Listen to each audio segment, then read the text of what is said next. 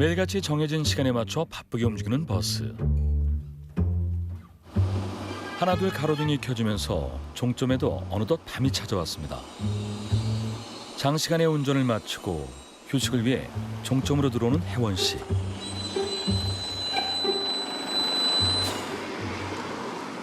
승객들이 모두 창고를 확인한 뒤 시동을 끄려고 하는 그때 다급한 외침이 들립니다. 브레이크 등 안 들어와요. 브레이크 등 안 들어와. 뭐가 안 들어와요? 브레이크 등이요. 브레이크 등이 왜 안 들어와요? 타화가 나갔나 보죠? 안 들어와요? 출발할 때만 해도 멀쩡했었는데 서둘러 확인해 봅니다. 정말 왼쪽 브레이크 등이 고장났는지 불이 들어오지 않습니다. 밤길 운전의 특성상 브레이크 등이 고장난 상태로 내버려두면 위험할 수 있는데요. 뭐가 문제인 건가요? 나갔네. 올해 버스를 운전한 지 4년 차. 따로 정비를 배운 적은 없지만 옆에서 본 건 많은 터라 이 정도 문제점은 보자마자 바로 알아차리는 혜원 씨입니다. 여봐요. 여기 끊어졌잖아요. 아, 이게 문제였군요. 내친 김에 수리까지 하는데요. 근데 이런 것도 직접 교체를 다 해요? 아, 웬만하면 쉬운 거는 됐다. 됐다. 오호. 됐어. 완벽해. 됐어. 문제는 잘 해결됐고 다음 출발 시간 전까지 혜원 씨는 자유입니다.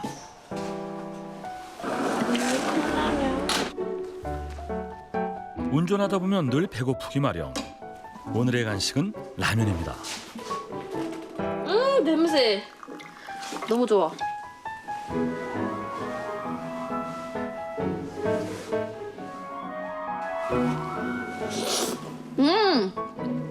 맛있다.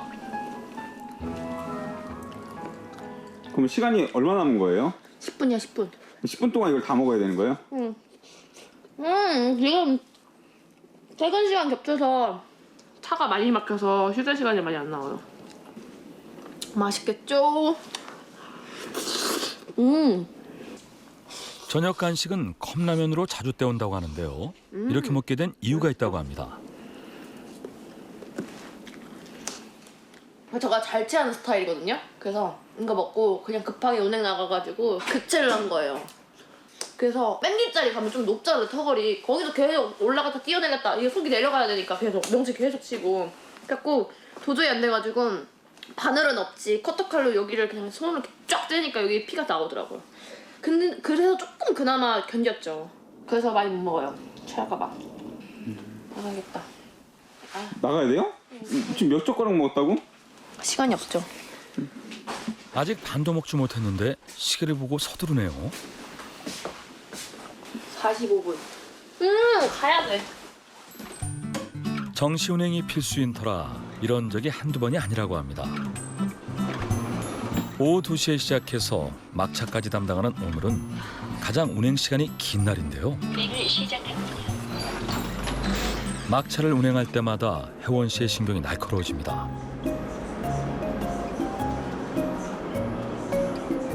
앞차의 후미등은 물론 마주오는 차들의 불빛으로 인한 시야 방해 그리고 피로감 등 주의 기울일 게 참 많은 막차 운행.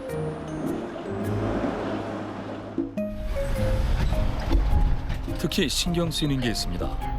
시간 맞춰야 돼, 막차 시간. 송내역까지 무조건 12시에 출발해야 돼요. 뭐 좀 늦어도 상관은 없어요. 12시 1, 2분. 사실 이쯤이면 도로가 한산해지는 터라 막차 시간을 맞추는 건 어렵지 않다고 합니다. 다만 혜원 씨가 걱정하는 건 점점 줄어드는 버스 안 승객들인데요. 오빠는 막차 관리 무서워요. 뭐가 무서워요? 특히 취객 탈까 봐. 한두 명 타면 그래도 취객 타면 좀 그래도 도와주시거나 좀 같이 이렇게 좀 해줄 분이 있는데 아무도 없고 갑자기 취객 혼자 타면 더 무섭죠. 해코지 할까 봐. 하루 종일 운전하는 것보다도 사람들을 상대하는 것이 훨씬 더 힘들다는 혜원 씨. 운전만 하면 될 줄 알았어요. 운전만 그냥 사고 안 나게. 근데 이게 점점 지나니까 사람 상대하는 게 그렇게 힘든지 몰랐어요. 사람 상대하는 거. 버스 한 지 얼마 안 됐을 때는 막 승객분들이 막 뭐라 하고 특히 사고 나면 그냥 조퇴하고 집에 들어갔어요. 막 그게 생각이 자꾸 나요. 막. 그러니까 운전에 집중 못 하겠는 거예요. 특히 취객분들. 그분들 상대하는 게 진짜 힘들어요. 저희 아빠도 그랬거든요. 무슨 일이 생겨도 절대 운전사고 벗어나지 말아라. 경찰 올 때까지. 거기 다 카메라 있고 그 사람이 때려도 다 증거가 있으니까 절대 내리지 말라고. 그거 경찰 부를 것 같아요, 저는. 앉아서. 이번 정류소는 송내역입니다. 다음 정류소는 하루 중 제일 지치는 시간.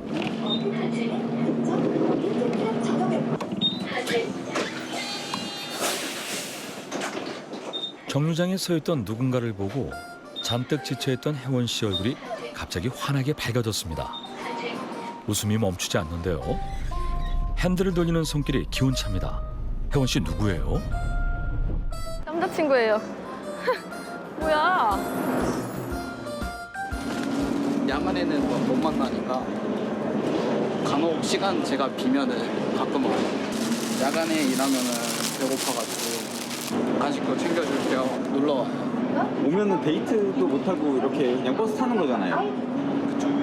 일하면서 힘들어하는데 이렇게 한 번씩 오면은 힘도 나고 이렇게 간식도 챙겨주면 좋아하더라고요. 그래서 그것 때문에 오려고 해요. 꼭 한 번은 한 달에 한 번씩.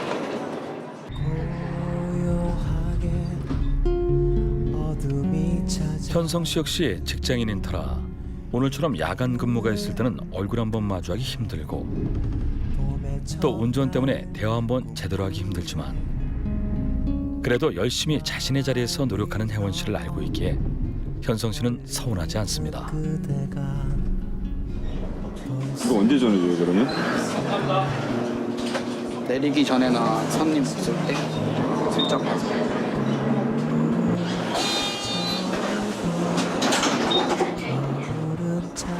고작 10분도 안 되는 짧은 만남. 잘 가.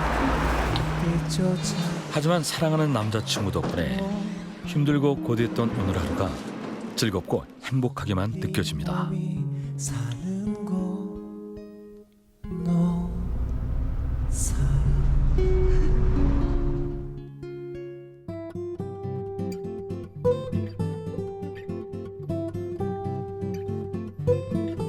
오늘은 웬일로 외출 준비에 바쁜 혜원 씨. 혜원 씨가 화장하며 꾸미는 건 오늘처럼 외출해야 될 때가 전부입니다. 산책 갈까? 산책 갈까? 산책? 여시 산책 갈까? 가자. 혜원 씨가 강아지 산책도 그렇게 맡아서 하시는 네, 거예요? 저가 키우는 거니까. 강아지는 저 담당. 제가 좋아서 키우는 거니까. 목욕도 제가 시키고 산책도 제가 시키고 밥 사는 것도 제가 다 사고. 엄마는 똥 치워줘요 그래도. 근데 아빠는 절대 안 해요. 친구 만나러 그냥 혼자 나가면 걔들 데려가라 막 이래요 아빠가. 못 데려가 이러면 갖다 버린다 이래요. 아니 근데 산책하는데 왜 화장을 해요? 네? 이럴 때는 화장 안 하니까. 그래도 나가는 거잖아요. 일하는 게 아니고. 오늘 혜원 씨가 화장을 한 진짜 이유. 아이고 좋아. 아이고 좋아. 가자. 애국 카페 가자 애국 카페. 강아지 산책도 있지만 현성 씨와 데이트 때문이라고 합니다.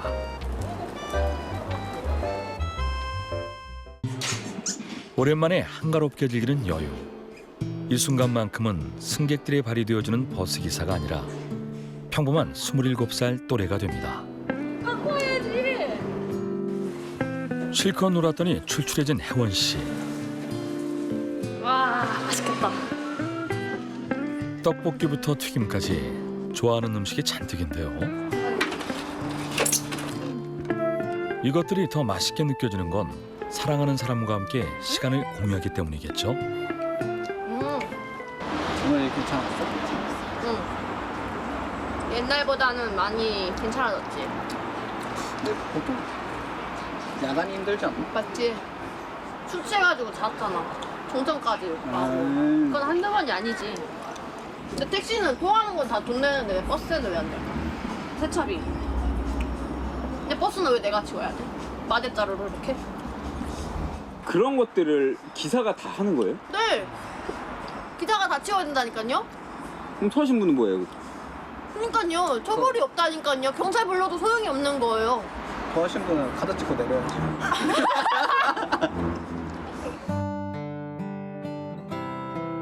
연애도 일도 어느 하나 포기하지 못하는 욕심 많은 혜원 씨. 혹시 결혼 생각은 있으세요? 결혼해야죠. 결혼은 해야 되는 것 같아요. 안 하고 후회하는 것보다는 하고 후회하는 게. 왜요? 그래도 한 번 사는 인생인데 결혼은 해야 되지 않을까요? 늦게라도. 애기 어렸을 때는 돌봐야죠. 근데 또 애기 좀 크고 초등학교 돌아가면 저도 나가서 맞벌이 할 것 같아요. 아니 왜 능력 되는데 왜 집에만 있어요? 약간 그런 마인드 저도. 운전직 공무원이나 아니면 좀 더 좋은 회사? 공항 리무진이나 저 터미널 그 버스 하면서 애기도 있고 뭐 그냥 이렇게 행복하게 살고 있지 않을까요? 육아하면서. 만약에 아이가 버스 한다면 어떨 것 같아요? 저는 말릴 것 같아요. 왜요? 힘드니까. 나도 힘든 걸 겪어봤는데 내 자식까지 그렇게 힘든 거는 저는 절대 안 시킬 것 같아요. 다른 거 해봐라. 다른 일도 많은데 왜 굳이 버스냐?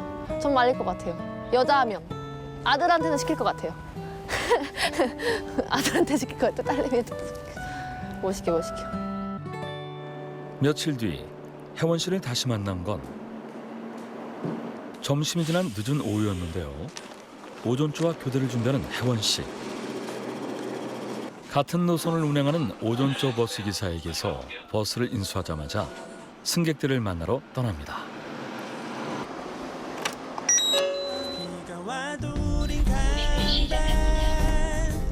차고지에서 나와 정류장까지 오늘도 버스가 움직이는 모습은 어디 하나 문제없이 완벽한데요. 그런데 잠깐 정차하는 내내 혜원 씨가 가만히 앉아있질 못합니다. 혜원 씨, 어디 아프신 거 아니에요? 이 교대로 바쁘게 굴러가는 하루. 게다가 한평 남짓의 운전석에 내내 앉아서 운전을 하다 보니까 결국 어깨에 과부하가 생긴 건데요. 핸들을 맨날 그러니까 고장났어.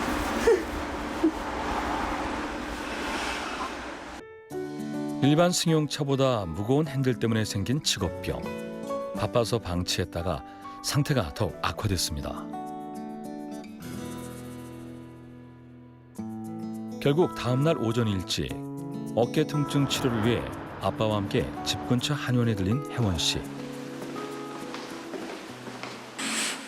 네, 안녕하세요. 안녕하세요. 네, 김동사님 여기 앉으시고요. 아빠 먼저. 네. 허리 아프신 부위 좀 볼 건데요. 여기 엎드려 보실게요. 어깨가 결리고 아픈 혜원 씨와 다르게 특히 허리 쪽이 아프다는 아버지. 얘들 아프세요? 왼쪽도 거기다. 여기도 아프신데. 아파? 오른쪽이 더 아프다. 늘 강하게만 보이던 아빠의 처음 보는 약한 모습. 그런데 좀 괜찮고. 혜원 씨의 표정이 점점 굳어집니다. 다리 저리고 이런 거 없으시고. 그건 없어요. 우리 아버님 같은 경우는 만성적인 긴장이나 염증이 있게 되면은 눌러서 아프고 앉아 있을 때도 계속 통증이 있으시고 그렇게 되는 거거든요. 근육의 염증 없애주는 약침. 약침은 한약재를 증류해가지고 주사기에 넣어가지고 근육이나 혈자리에 주입하는 거예요. 그러시고 혈관 건강도 타입도 아주 심각한 정도는 아닙니다. 다행히 혈관 건강은 아무런 이상 증상이 없긴 하지만 하시면 될 것 같고요. 맥박도 정상 범위이십니다. 아빠 한약 아 무슨 소리야? 빨리 가. 아빠 양 돈 얘기 나오면 두 분 자리 바꿔보실까요? 제가 먼저. 혜원 씨의 건강은 어떨까요? 여기 말씀하시는 거죠? 이 네 안쪽? 거기요. 아, 네. 아, 여기 누르면 아프시고 네. 일자목이나 거북목 승모근이 긴장되면서 어깨 통증이 생긴 혜원 씨. 이 승모근이 굉장히 많이 긴장이 됩니다. 네, 여기 이제 아까 검사하신 결과인데 나 14야. 저는 26인데 플러스 14면 거의 40살. 딱 나이 그건 아니에요? 네, 딱 나이랑 이렇게 아, 그래요? 정량적으로 치환되는 건 아니니까 생활 습관. 직업상 많이 앉아 계시고 그 다음에 운동량 좀 부족하고 이런 것들이 반영되지 않았나 싶어요. 네. 네. 그럼 내가 한약을 먹어야겠네. 아니지. 쉬는 날 술 먹으러 다니지 말고 운동하고. 아 싫어 운동. 워낙 주사 바늘을 무서워하는 탓에 침은 잘 맞을까 걱정이 컸었는데요. 우려와는 다르게 별다른 소동 없이 침을 잘 맞는 혜원 씨. 오히려 뭉친 근육이 풀어지면서 혜원 씨의 긴장 역시 덩달아 풀린 모양입니다. 말 한마디 없어 조용하다 싶었더니만 어느새 잠이 들었습니다.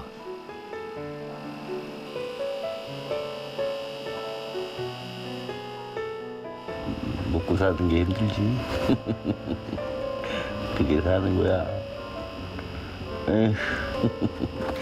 치아와 그래도 많이 컸어요. 뭐 어느 부모들이든 다 마찬가지겠지만 자식들 이렇게 고생하는 거 아니에요? 고생. 물론 뭐 지 인생을 사는 거지만 진짜 뭐 부모 뭐 좋은 부모 못 만나갖고 그냥 지가 고생하고 사는 건데 안쓰럽죠. 그러니까 한편으로는 대견하고 아빠가 미안해. 어쩔 수 없다. 미안해. 아빠 엄마가 못나서 그런 거 네가 고생이 많다. 그리고 우리 식구 너를 저 중심 우리 식구들 똘똘 뭉쳐가지고 어떻게든 행복하게 건강하게 잘 살았으면 좋겠다. 뭐 어떻게 갑자기 사랑한다. 김혜원 사랑해요.